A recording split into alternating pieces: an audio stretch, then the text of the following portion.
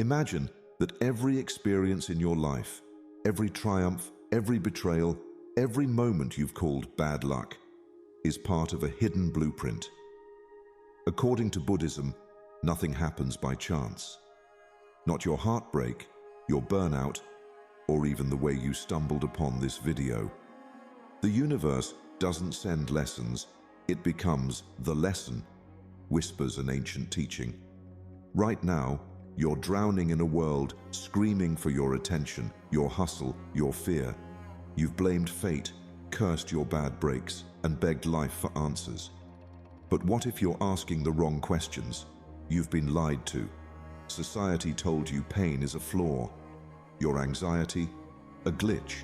Your failures, proof you're broken. But Buddhism says the opposite.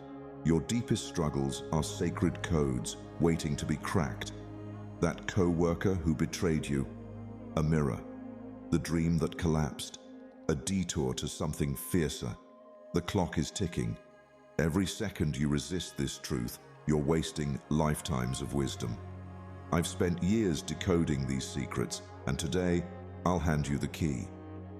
You'll learn why karma isn't punishment, it's physics, and why your Netflix habits are sabotaging your future. You'll discover how to turn your worst pain into rocket fuel. And buried in the final minutes, a shocking twist about the real reason you're alive. A truth so explosive, it rewires your DNA. If you're going to get anything out of this video, get this. Life isn't happening to you, it's happening for you. The chaos isn't random, it's a love letter. Decode it. And if you dare to watch until the end, I'll reveal the one Buddhist law that's silently ruling your relationships, your wealth, and your purpose. Ignore this, and you'll keep chasing coincidences like a dog chasing its tail. But master it, you'll finally see the invisible threads stitching your destiny together. Your move. Number 1. The law of karma, the silent architect of your reality. A man once walked through a dense forest, unaware that a single ember from his campfire had caught the dry leaves behind him. Hours later, a raging fire consumed everything in its path. He thought it was an accident, a mere coincidence. But was it? In reality, every flame has a source, just as every moment in your life is shaped by an unseen architect, karma. Karma is often misunderstood. People think of it as instant payback, as if the universe is keeping a tally of good and bad deeds. But karma is more subtle, more patient. It's the accumulation of everything you think, say, and do, like invisible threads weaving the fabric of your reality. Every action, no matter how small, plants a seed. And just like a seed doesn't sprout overnight, the effects of your choices often take time to reveal themselves. In modern life, karma is not just about actions, it's also about habits. Every day, you unconsciously engage in routines that shape your future. Think about it. The endless scrolling through social media, absorbing negativity, comparing yourself to strangers. These seem harmless, but they are seeds. Complaining about life, feeding resentment, indulging in self-doubt. Each one is a thread in the pattern of your destiny. And what you do repeatedly, you become. The most dangerous karma isn't the obvious mistakes, it's the unnoticed autopilot habits. The way you wake up and instantly check your phone, the way you rush through meals without gratitude, the way you let small frustrations dictate your mood. These neutral actions carry the heaviest karmic weight because they shape your subconscious mind.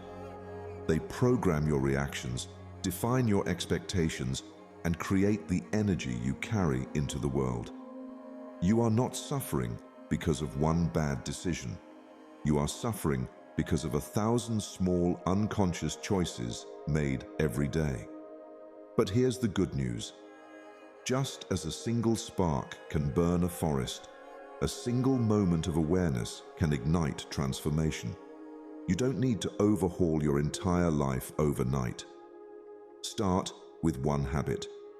Choose something simple, like your morning coffee. Instead of drinking it while distracted, pause. Take a deep breath. Feel the warmth of the cup in your hands. Set an intention.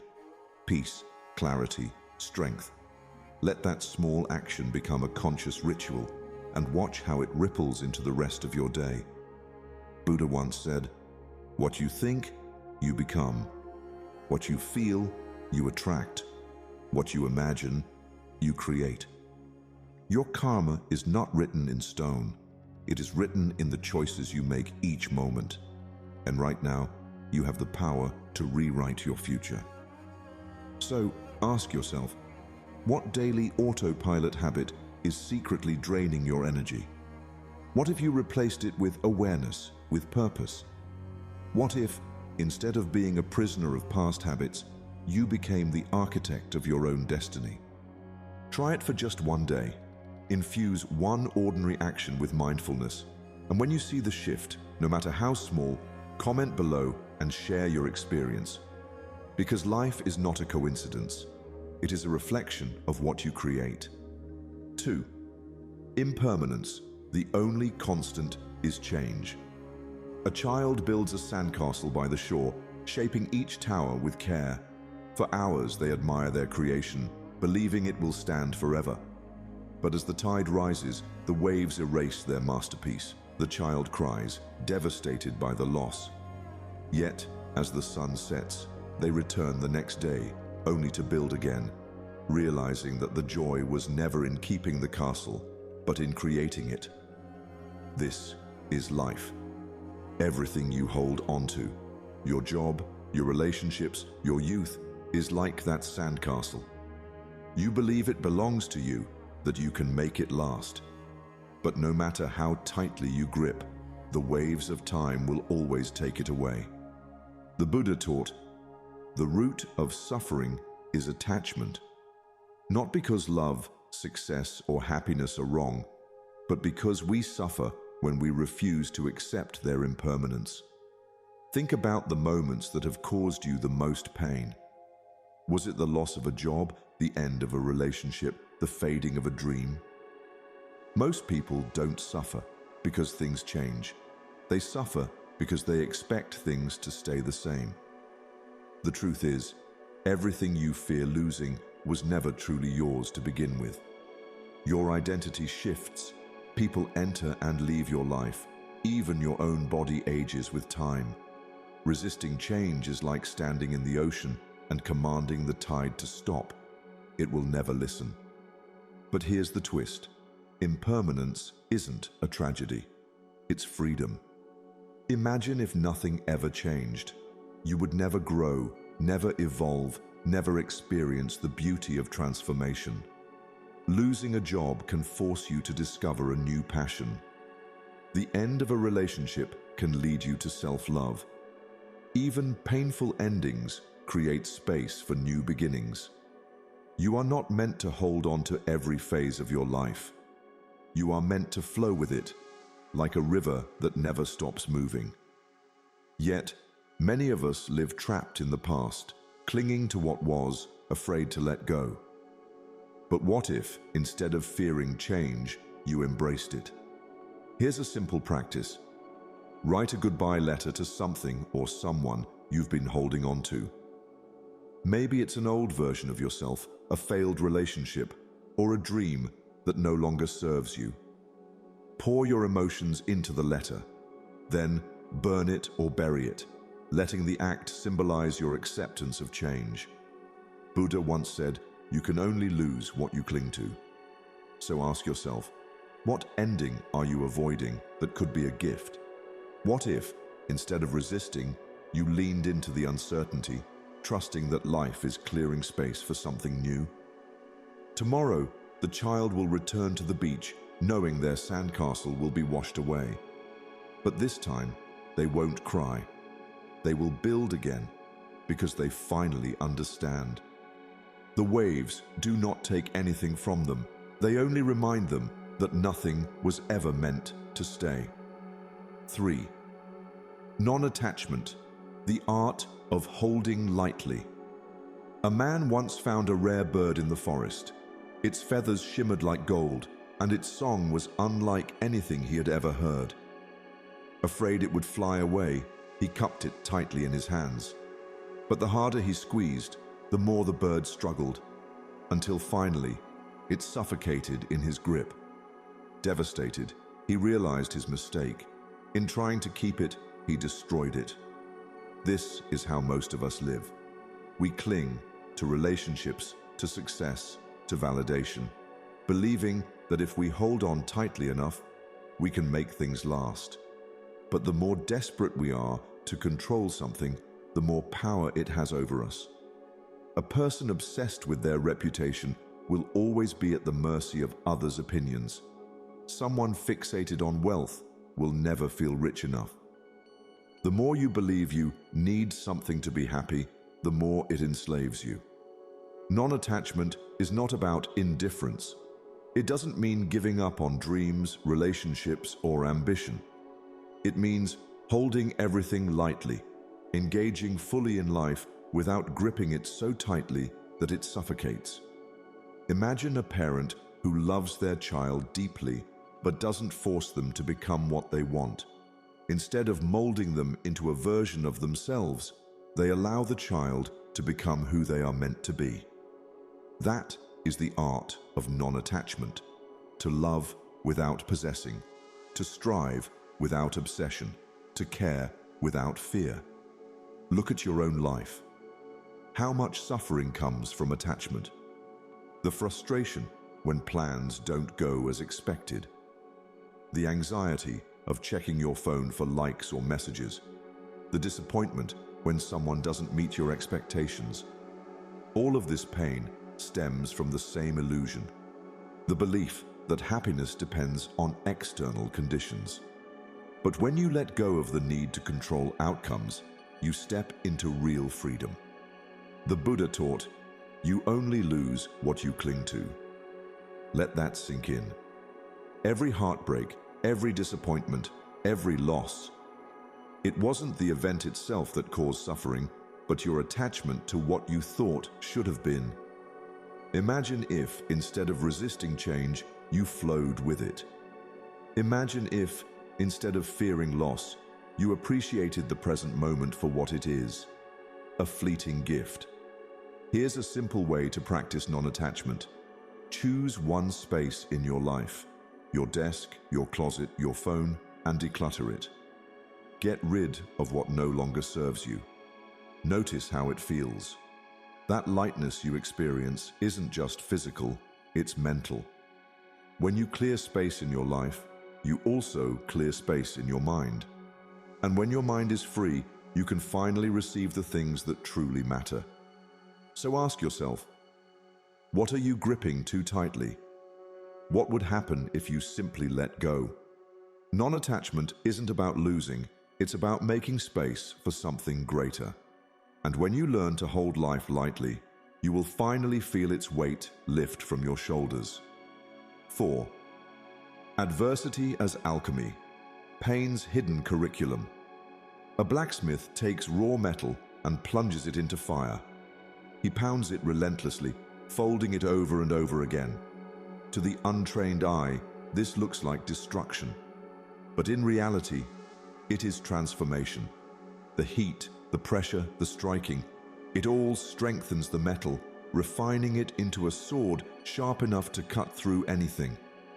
Without the fire, it would remain weak, brittle, useless. This is how life shapes you.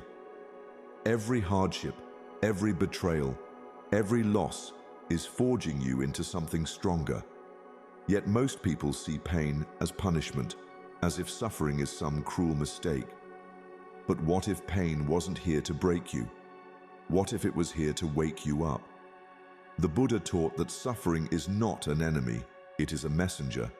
It arrives to teach, to redirect, to sharpen. But instead of listening, we resist. We ask, why is this happening to me? Instead of asking, what is this trying to teach me?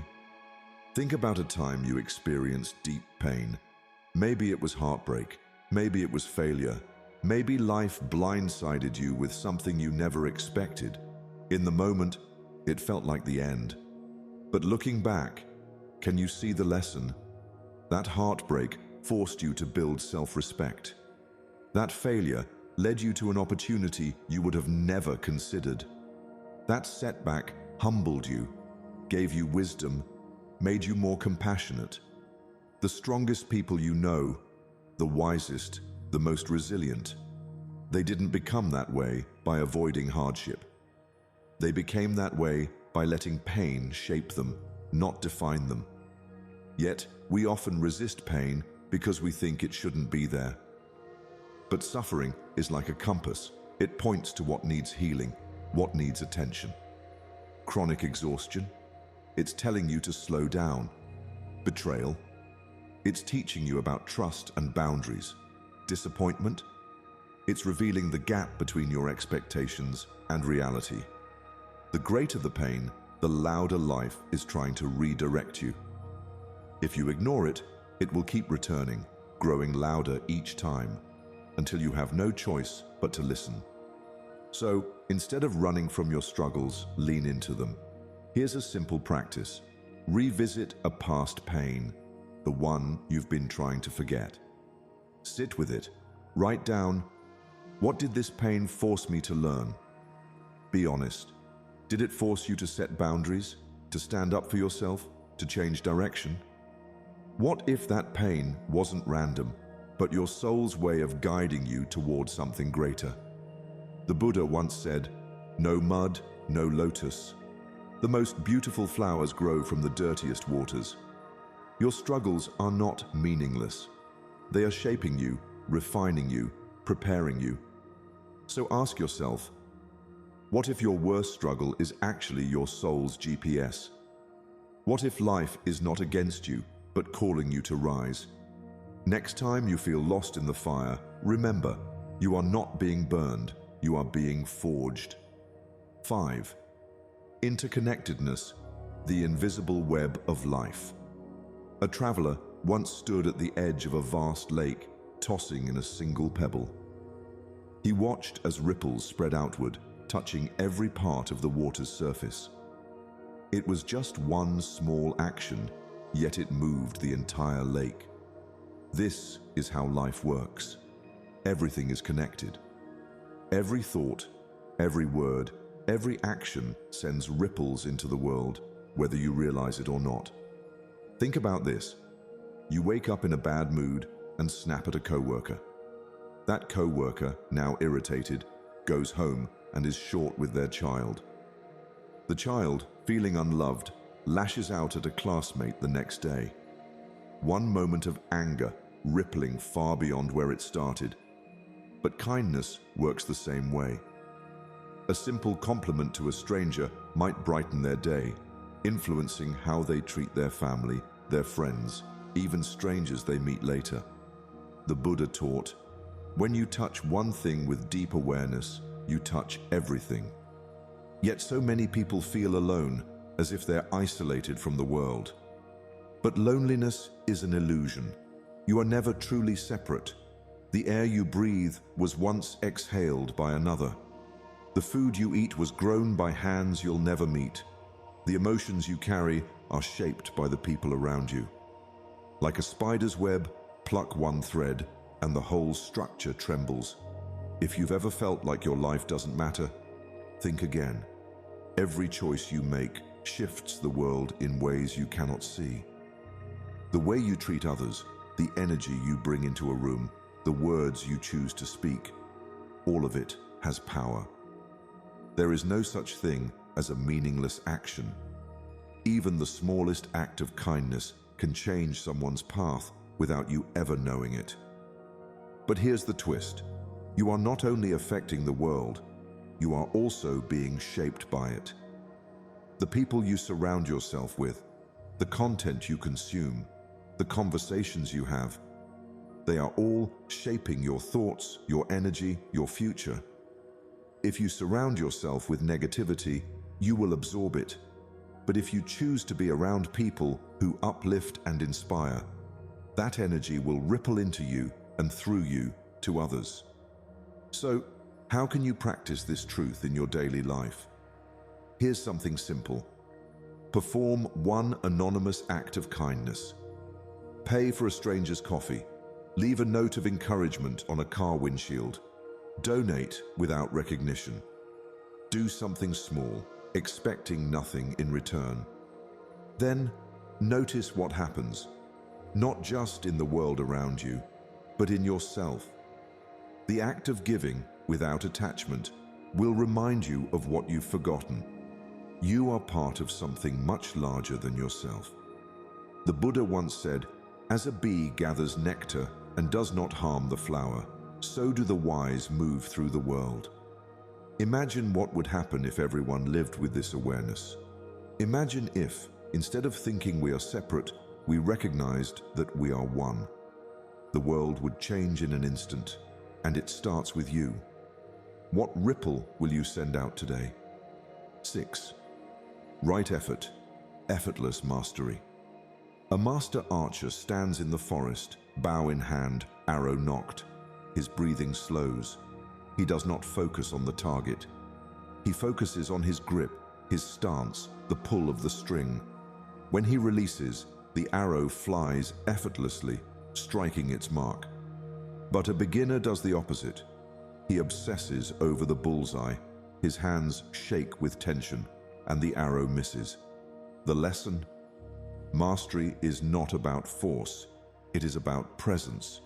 In today's world, we are taught that success comes from constant struggle. Hustle culture tells you that if you're not grinding, you're falling behind. But the Buddha taught something different. Right effort. True effort is not about exhausting yourself. It is about moving with purpose, without resistance. Look at your own life. How many times have you pushed so hard that you burned out? How often have you chased a goal only to feel empty when you reached it? The harder you grasp, the more control slips through your fingers. Think about a time when you were completely in the flow. Maybe you were painting, writing, running, doing something where time disappeared. In that moment, you weren't chasing a result, you were simply present. That is right effort. Creativity flows when you stop forcing it. Deep work happens when you stop obsessing over the outcome. The most skilled athletes, artists, and thinkers don't fight their craft, they become one with it. Effortlessness is the highest form of effort. But here's the twist. Overworking is a form of control. You grind endlessly, thinking that if you just push harder, you can force success. But real growth happens when you trust the process. A tree does not strain to grow. It simply reaches toward the sun. The river does not force itself downstream. It moves with the current. What if you stopped forcing and started flowing? Here's a simple challenge. For one task today, shift your focus from the outcome to the action. If you're writing, forget about how many people will read it. Just write. If you're working out, don't think about the scale. Just move your body. If you're learning a skill, stop worrying about perfection. Just practice. When you remove the pressure, something incredible happens. You work better, you think clearer, you enjoy the process. The Buddha once said, "Do not chase after success. Become the person who is worthy of success, and it will come naturally." Imagine what would happen if you stopped chasing, stopped forcing, and simply showed up, fully engaged, every single day. Mastery is not about stress, it is about deep, intentional action. So ask yourself, are you holding the bow correctly, or are you too fixated on the target? Let go. Focus on the movement, not the finish line. Trust that the arrow will land where it needs to. Because when effort becomes effortless, success is inevitable. 7. The mirror of mindfulness, seeing reality nakedly. A traveler once came upon a lake so still, It reflected the sky like a perfect mirror. Curious, he tossed a stone into the water and ripples distorted the reflection. He realized something profound. The mind is just like this lake. When still, it sees truth. When disturbed, it only sees distortion. Most people live in a storm, not a lake. They are lost in thoughts, replaying past mistakes, fearing future failures. They sip from a cup filled with regret, anxiety, and doubt, never realizing they are the ones stirring the chaos. The Buddha taught, the present moment is the only door to enlightenment. But how often do you truly live in the present? Think about your daily life. How many times have you eaten a meal while scrolling your phone, barely tasting the food? How often do you walk somewhere, lost in thought, arriving without remembering the journey? You are breathing, but are you alive? Anxiety comes from future tripping, worrying about things that haven't happened yet. Regret comes from past tripping, clinging to things you cannot change. Mindfulness is different.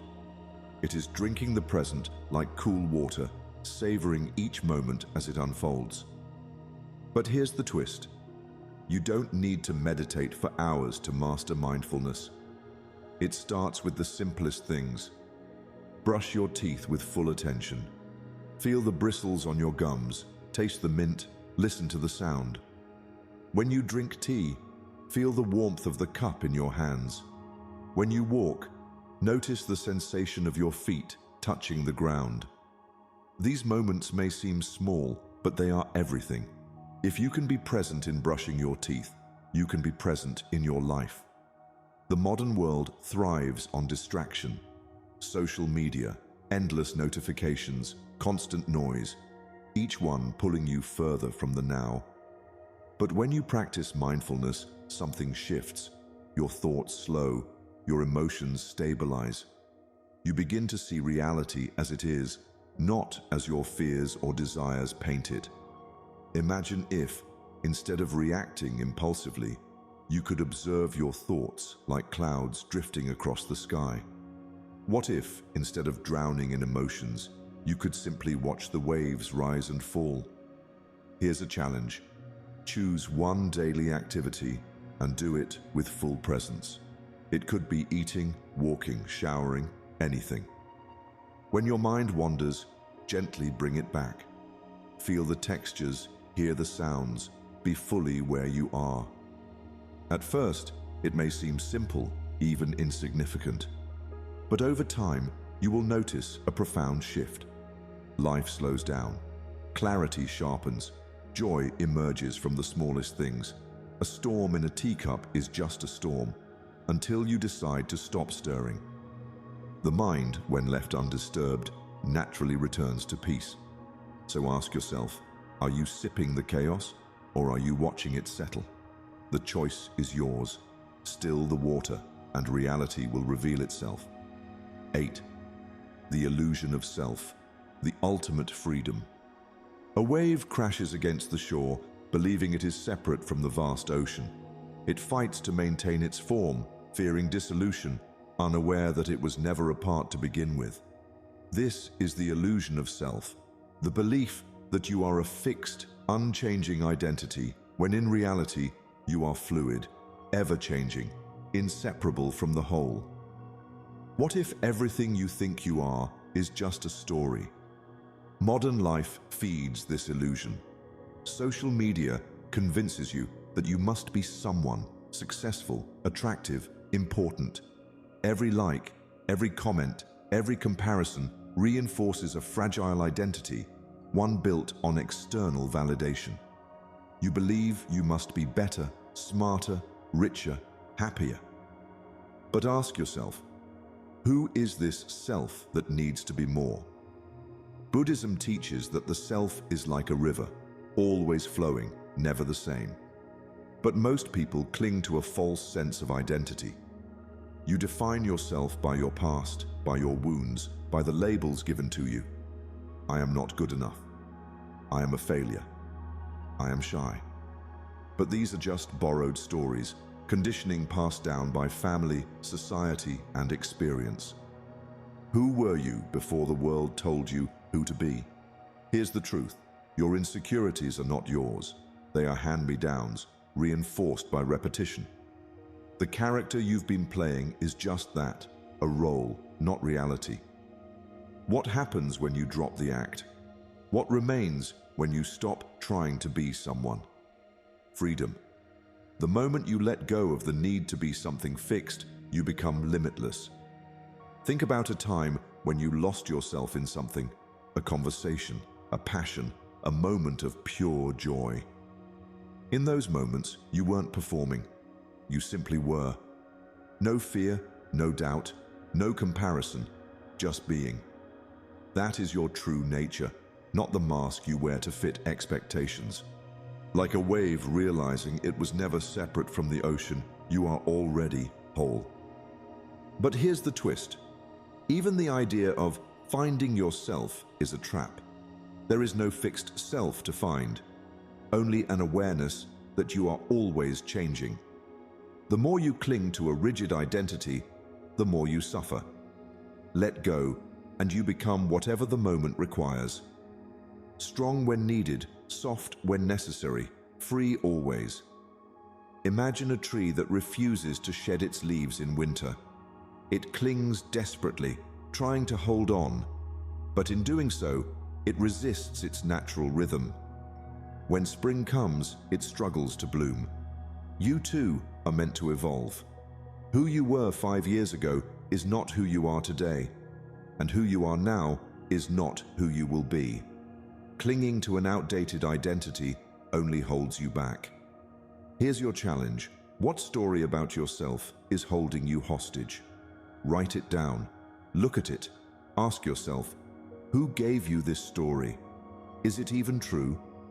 Then let it go. Burn it. Tear it. Release it. Because the moment you stop clinging to who you think you are, you step into who you were meant to be. A wave is never separate from the ocean, and you are never separate from life itself. The illusion of self is just that, an illusion. Stop trying to be something, just be. 9. Wise compassion, love with teeth. A mother lion does not coddle her cubs.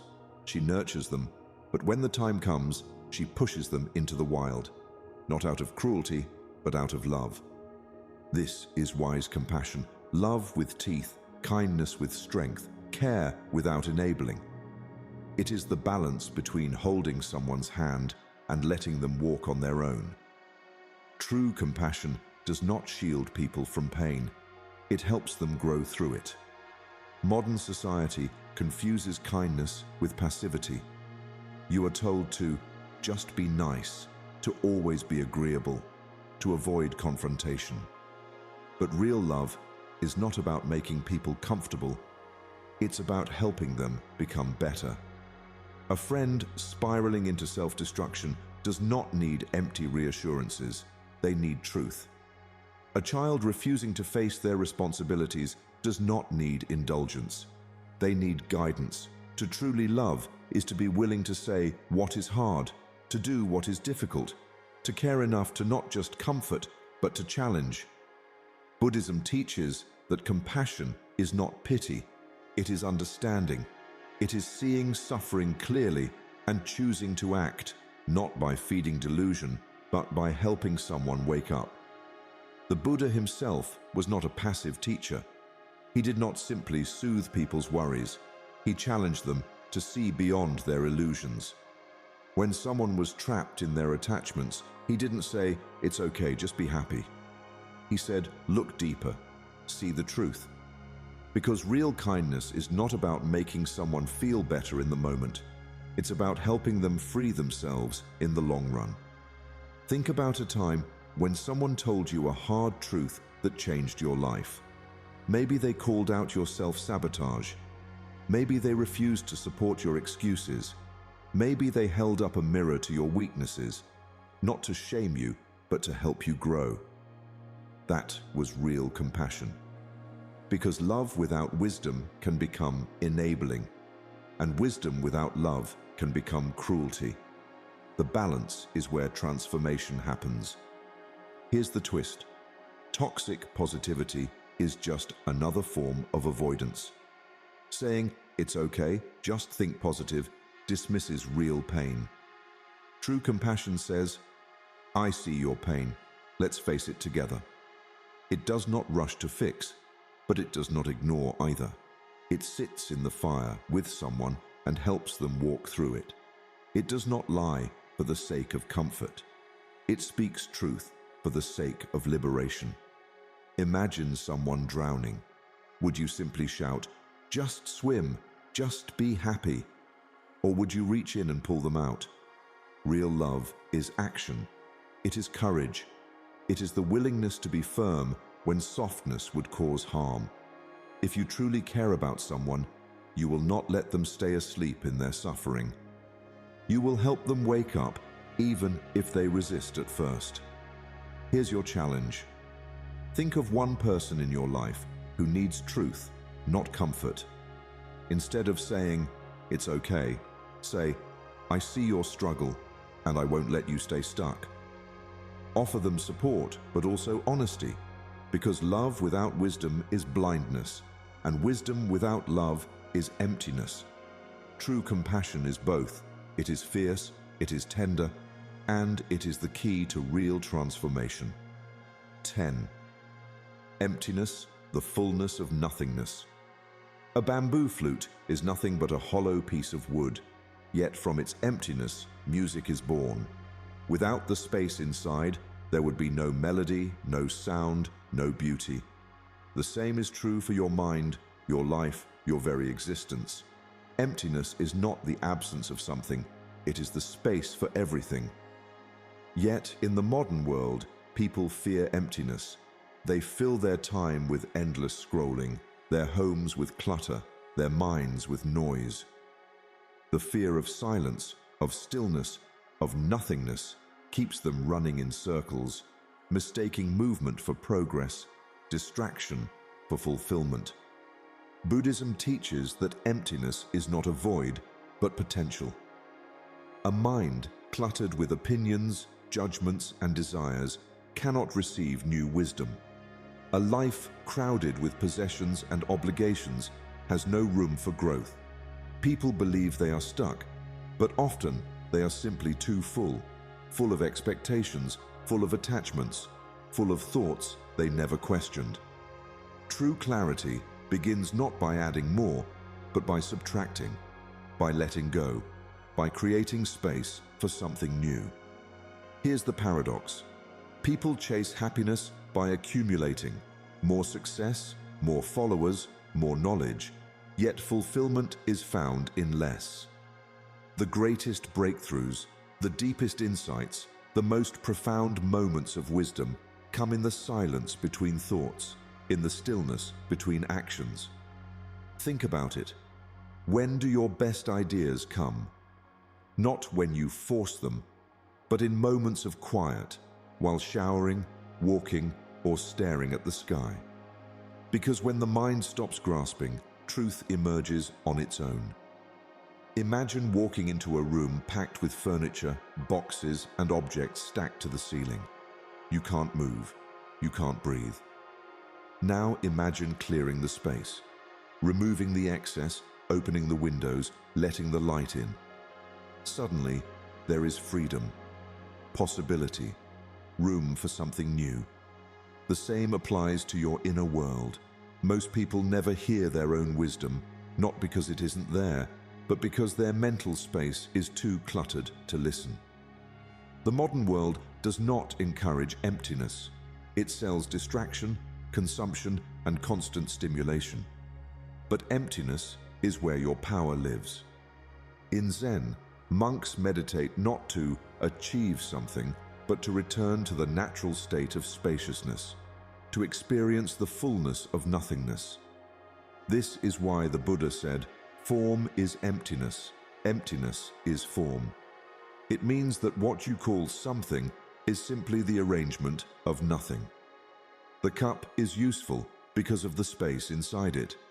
Your life becomes meaningful Not because of how much you fill it, but because of the space you create for what truly matters. Here's your challenge. For 5 minutes a day, do nothing. No scrolling, no music, no distractions. Just sit, breathe.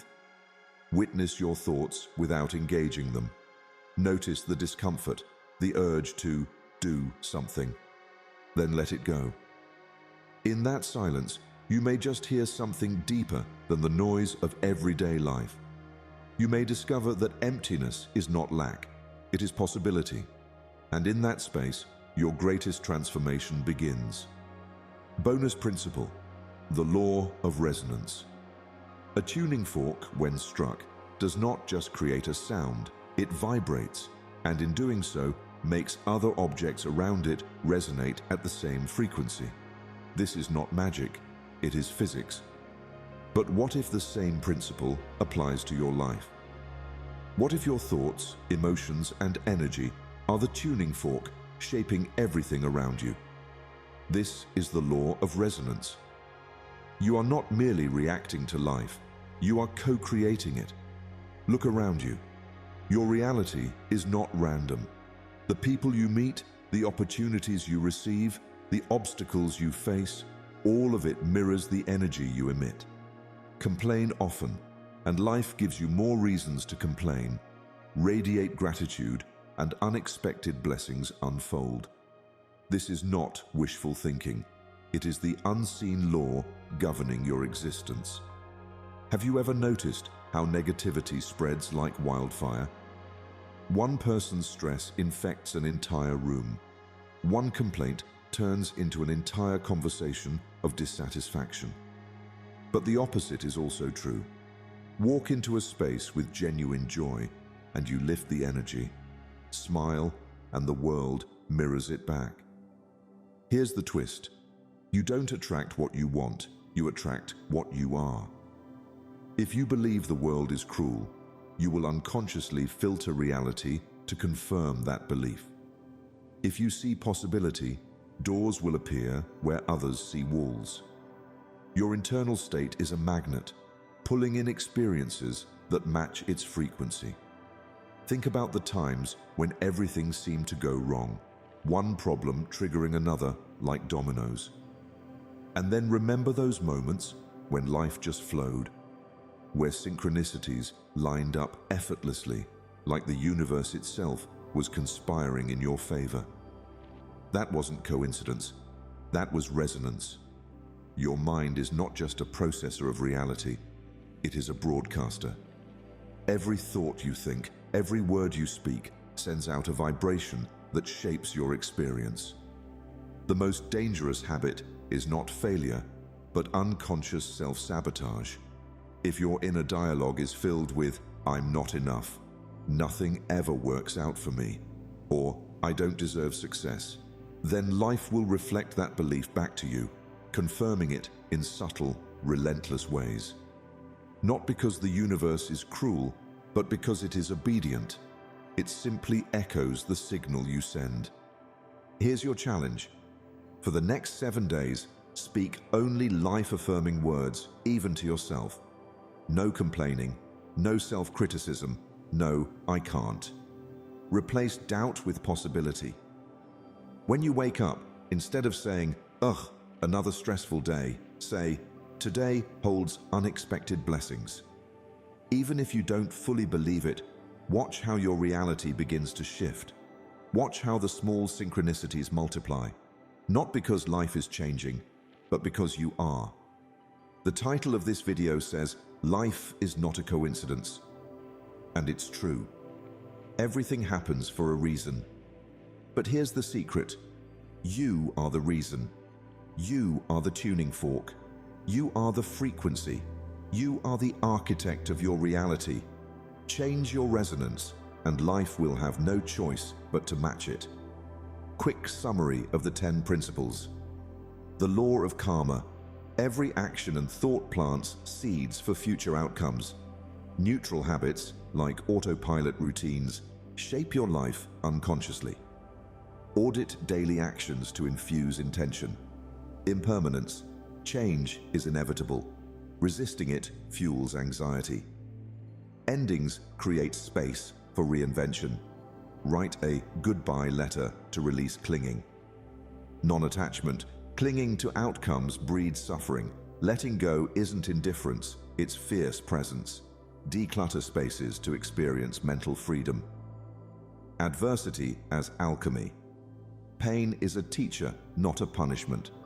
Past hurts hold lessons. Ask, what did this pain force me to learn? Interconnectedness. Your energy ripples into the world. Loneliness is an illusion. You're part of a cosmic web. Practice anonymous kindness. Right effort. Mastery comes from effortless focus, not strain. Overworking is control. Trust the process. Focus on actions, not outcomes. Mindfulness. Anxiety lives in the future, regret in the past. Drink the present like water. Start small. Brush teeth with full attention. Illusion of self. Identity is fluid, not fixed. Insecurities are borrowed stories. Ask, what story about yourself is holding you hostage? Wise compassion. True love speaks hard truths. Replace empty positivity with, I see your pain, let's face it together. Emptiness. Space is potential, not void. Silence births breakthroughs. Sit in stillness for 5 minutes daily. The whole universe is your teacher. Life's chaos is not random noise. It's a symphony of lessons. Buddhism teaches that every setback, every joy, every mundane moment is a brushstroke on the canvas of your awakening. What if you stopped fighting the current and instead asked, what is this moment trying to show me? Modern life bombards you with distractions, but Zen philosophy whispers, when walking, walk. When eating, eat. The greatest rebellion is to live fully in the now. Your phone buzzes, your mind races, yet peace lives in the breath you're ignoring. You've been conditioned to chase permanence in a world built on flux. But here's the mind-blowing truth. Your suffering is not a flaw, it's a doorway. That breakup, a masterclass in self-love. That failure, a map to your purpose. Pain cracks you open so light can flood in. The obstacle is the path. Stop searching for better and realize you already hold the keys. Karma isn't fate, it's physics. Your thoughts are architects, your actions, blueprints. Today, ask, am I building a prison or a palace? This is your wake-up call. The universe has been knocking. Will you answer? Hit like if this shifted your perspective. Share with someone drowning in chaos. Comment, I choose the path, and let's walk it together. Subscribe to Deep Wisdom for more keys to unlock the peace you deserve. The journey begins now. Will you take the first step?